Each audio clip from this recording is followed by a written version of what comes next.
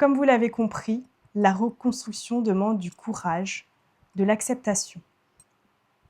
Je vous invite donc à honorer la vie et le soleil. Je vous emmène avec moi à la rencontre de la troisième énergie, la résilience. J'ai souhaité devenir auto-entrepreneuse pour pouvoir accompagner les personnes dans leur bien-être, parce qu'ayant moi-même vécu des choses douloureuses, j'ai eu besoin à un moment donné de vivre des choses heureuses, des choses apaisantes pour pouvoir continuer à avancer et pouvoir maintenant aujourd'hui accompagner des personnes qui recherchent aussi un état de paix et de bien-être. C'est ce qui résonne en moi. Alors aujourd'hui, je suis là parce que couronne invisible, c'est quelque chose qui résonne en moi. Pendant une dizaine d'années, j'ai connu beaucoup de violence au sein de mon couple parce que mon ex-mari était alcoolique. Donc la violence sous toutes ses formes. Et quand j'ai vu couronne invisible, je me suis dit, j'ai vécu 10 ans de douleur, de malheur et de souffrance. Maintenant, je me suis libérée de tout ça parce que je me respecte et je m'aime. Et j'aimerais transmettre en fait ce message-là à toutes celles qui sont encore en souffrance, qui sont encore sous les coups. Et c'est pour ça que je suis là aujourd'hui pour Couronne Invisible, pour leur dire que on a tout en nous la force, on a tout en nous la résilience. Et chacune d'entre nous, on a cette couronne-là. D'oser dire non, je ne mérite pas ça. Et après, il y a la possibilité de rayonner. Il y a toujours une vie après ça. Et cette vie-là, elle vous tend les bras. Aujourd'hui, je suis une femme qui aime la vie, qui aime sentir le vivant en elle. Quand je dis le vivant, c'est le soleil qui se lève, c'est regarder les fleurs qui éclorent, c'est regarder un arc-en-ciel. C'est passer des moments avec les personnes que j'aime, c'est découvrir de nouvelles activités. Donc c'est vivre intensément et aujourd'hui je suis cette femme-là qui est dans le flot naturel de la vie et qui profite de tout. Le mot aujourd'hui qui pourrait me représenter serait puissance. Je suis dans ma pleine puissance en tant que femme, en tant qu'être humain. Et cette puissance-là, je voudrais la transmettre à l'ensemble des personnes qui en ont besoin. En ce moment, je dirais que le mot qui me représente, c'est puissance. Puissance dans les interactions avec moi-même, puissance dans les interactions avec les autres. Parce que je suis en rayonnement, je suis heureuse et j'aimerais déployer cet amour de vivre à l'ensemble des personnes qui m'entourent. Il y a eu un moment dans ma vie qui a été crucial, c'est le 18 octobre 2018, où j'ai osé dire non après une violence physique. Il y a eu viol conjugal, il y a eu tentative d'assassinat. Les voisins ont appelé les forces de l'ordre. Et ce jour-là, j'ai dit non, je veux vivre. Je ne mérite pas qu'on m'ôte la vie, je ne mérite pas à ce qu'on me viole. Et ce jour-là, toute ma vie a changé. Je suis maintenant fière de mon parcours, je suis fière de pouvoir dire non. J'ai appris à me respecter, j'ai appris à m'aimer. Et maintenant, je suis en plein rayonnement et je jouis de toutes les bénédictions de la vie au quotidien. L'un des moments qui a été le plus difficile, c'est quand j'ai dû accompagner mon fils chez le psychologue pour pouvoir l'accompagner. Quand on lui explique la situation, que tes parents se sont séparés parce qu'il y a violence, parce que papa n'a pas fait des choses convenables à maman. Et quand on lui demande ce que lui, il en pense, quand il a 5 ans et qu'il dit « maman et papa, ils ont détruit mon cœur », c'est comme si tout mon monde s'effondre. C'est que j'ai rien réussi jusqu'à ce qu'il naisse.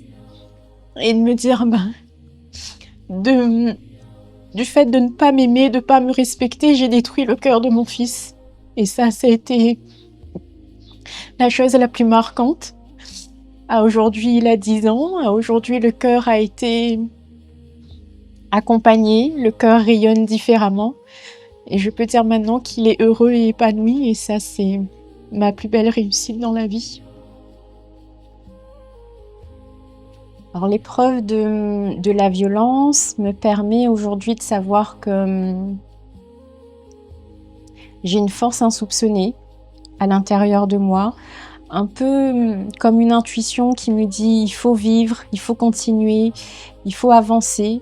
Et c'est quelque chose qui pulse, c'est quelque chose qui me permet aujourd'hui de dire je mérite, c'est mon droit de naissance, de mériter au respect, à l'amour de moi, à l'amour des autres, pouvoir partager. Donc ça m'a appris effectivement à me dire j'ai le droit de vivre. J'ai compris que je devais me relever quand j'ai su qu'il fallait que j'accompagne mon fils. Que lui c'était un petit être qui n'avait rien demandé et qui avait besoin de repères, qui avait besoin de courage, qui avait besoin de force. Et je me suis dit je dois l'accompagner, mais pour pouvoir l'accompagner, il faut que moi aussi je sois solide. Il faut que moi aussi je sois saine et sereine avec moi pour pouvoir lui transmettre ça. Donc je me suis accompagnée en faisant de la sophrologie, je suis partie voir des personnes pour faire de l'hypnose, pour essayer de revenir un peu dans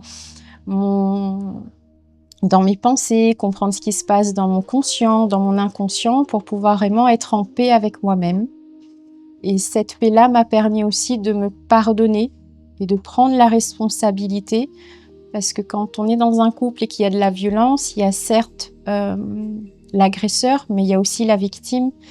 Et la victime reste aussi dans cette situation-là. Donc tant que je ne dis pas non, tant que je n'ai pas dit non, j'étais toujours victime. Donc j'ai pris aussi cette part de responsabilité-là, d'avoir laissé les choses avancer ainsi, jusqu'à temps que j'arrive au point de non-retour. La confiance est un long chemin. Il y a des jours où je me sens en joie, où je sens que je vais pouvoir tout faire. Et puis, il y a des jours où j'ai l'impression d'être rien, de ne mériter rien. Et j'ai pris en fait la décision de mettre en place des choses pour pouvoir être en confiance en continu. Et pour ça, il a fallu que je me pardonne, il a fallu que je m'estime, il a fallu que je sois en autocompassion avec moi-même. Un peu comme si je devenais ma meilleure amie. Et à partir de ce moment-là, la confiance maintenant circule à la fois dans ma tête, dans mon cœur, dans mon corps. Et c'est ce qui permet à mon âme d'être en rayonnement.